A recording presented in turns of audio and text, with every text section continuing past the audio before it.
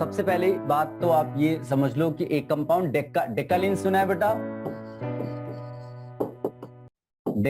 डेकालीन compound ये होता है।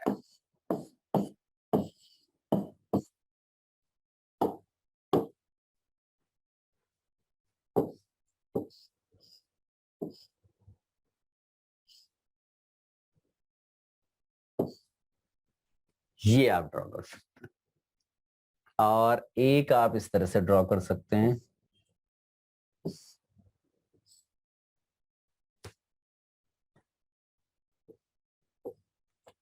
इसको देखकर बताइए बेटा कौन सिस है और कौन सा ट्रांस है। ध्यान से देखो इसको, कौन सा सिस लग रहा है और कौन सा ट्रांस लग रहा है।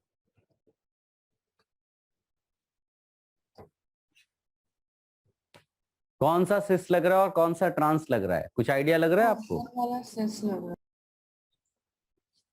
देखो, पता करने का सबसे आसान तरीका क्या है बेटा? आप इनके एच भी बना दो। अगर ये इक्विटोरियल जा रहा है तो एच एक्सियल हो गया, अगर ये इक्विटोरियल जा रहा है तो ये एक्सियल हो गया। ठीक है, अब सिस ट्रांस निकालने का तरीका क्या होता था याद करो, अपर लोअर लो, अपर अपर अपर, इस तरह देखते थे। ये बताओ एच एच को देखना है हमको ट्रांस है कि सिस है, तो हम देखेंगे यहाँ पर। बताइए एच ऊपर दिख रहा है या ये बॉन्ड ऊपर दिख रहा है? ये अपर साइड हो गया। यहां देखकर बताओ बेटा, लोअर साइड। तो बताइए अपर लोअर साइड क्या होता है मिला करके? सब लोग समझ गए? अब इस वाले में देखो बेटा, इधर तो आपको एच यहां दिखाई देगा और इस वाले के इसमें जो इसके लिए हम ड्रॉ करेंगे बेटा, तो ये एक्सियल दिख ही रहा है, तो यहाँ पर इक्विटोरियल हो गया। ये आपका अपर हो गया, ये भी अपर हो गया, तो ये कौन सा फॉर्म हो गया? Cis form. थोड़ी बहुत बातें समझ में आई बेटा? अब ये बताइए इन दोनों में से किस किस फॉर्म में जो है बल्कि ग्रुप्स जो हैं वो इक्विटोरियल इक्विटोरियल दिखाई दे रहे हैं?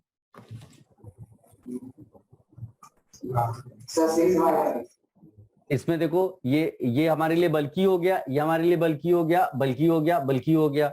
जबकि इस वाले में बल्कि कहाँ चला गया? एक्सियल में। कहाँ होना चाहिए था? इक्विटोरियल स्टेबिलिटी के लिए। कौन सा फॉर्म ज्यादा स्टेबल हुआ इसका मतलब? तो आप लिख लीजिएगा trans decalin is more stable than cis decalin. Directly questions मिल सकते हैं बेटा इस पे, है ना? जब मैं बोलता हूं डायरेक्टली, इसका मतलब ये नहीं कि एग्जैक्टली यही आ जाएगा, वो कुछ चेंजेस करके देगा, बट कॉन्सेप्चुअली आपको लगेगा कि हाँ भाई ये तो बिल्कुल घर पे पढ़ा हुआ क्वेश्चन आ गया। लिख लिया सबने? आपने लास्ट में स्टेटमेंट क्या सिस लिखा बेटा लास्ट में, अपर अपर ऐसा करके। आपने स्टेटमेंट दिया? Trans form is more stable than cis form. याद रखना बेटा, अपर लोअर है इसलिए ट्रांस है। अपर अपर मतलब दिया, अपर लोअर। यहां पर अगर अपर अपर या लोअर लोअर हो गया तो उसको सिस बोलते हैं। इसके बाद लिखिएगा बेटा, अच्छा इनमें कभी भी तुमको प्लेन ऑफ सिमेट्री या सेंटर ऑफ सिमेट्री देखने की ऐसा लगे तुम्हें, तो क्या सोचना है बेटा, हमेशा जैसे ये पॉइंट है, इस पॉइंट का इस, अगर मैं इसको प्लेन मान लूं तो इस पॉइंट के अपोजिट आपको ये नजर आएगा। ठीक है, इसकी हाइट में यहां ये नजर आएगा बेटा, इसकी हाइट में ये नजर आएगा, इसके इसमें ये नजर आएगा। तो आपको समझ में आएगा कि वो पॉइंट जो है वो आपस में वहां दिख रहे हैं कि नहीं, उतनी डिस्टेंस पे, उतने ही ऊपर या उतने ही नीचे। ठीक है, तो ये तो आपका सीधे सीधे दिख रहा है ऑप्टिकली इनएक्टिव। ऑप्टिकली इनएक्टिव क्या देख पा रहे हो बेटा? Yes sir. Yes sir. Cis form जो है किसी भी नजर से तुमको ऑप्टिकली इनएक्टिव नहीं दिखाई देगा। ठीक है, अगर आप तुम प्लेन ऑफ सिमेट्री निकालने को ट्राई भी करोगे तो पॉइंट्स उतने उस पे नहीं दिखाई देंगे।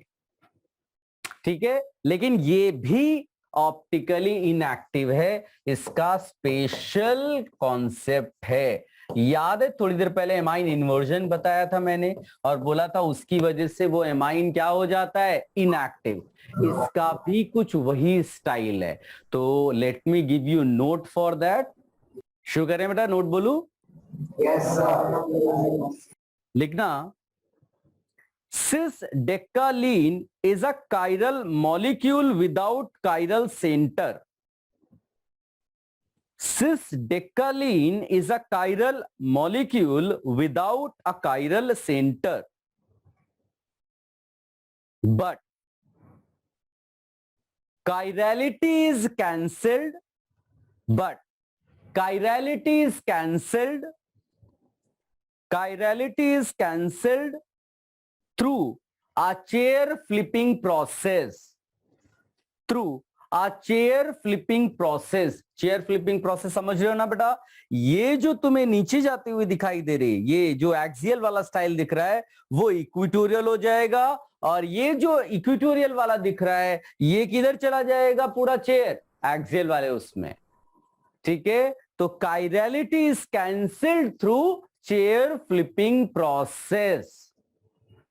ठीक है, चेयर फ्लिपिंग प्रोसेस एक्चुअली इसमें एक two fold axis of symmetry होती है। उससे वैसे कोई फर्क नहीं पड़ रहा है, लेकिन मैं आपको बता रहा हूं कि वो घूम करके वो एक जैसा दिखना शुरू हो जाता है। टू फोल्ड एक्सिस सिमेट्री 180 घुमा दोगे तो वैसे ही नजर आएगा। तो इसमें कायरलिटी कैंसिल हो जाती है because of chair flipping process. ठीक है, वरना इसमें कोई प्लेन ऑफ सिमेट्री आपको नजर नहीं आएगी।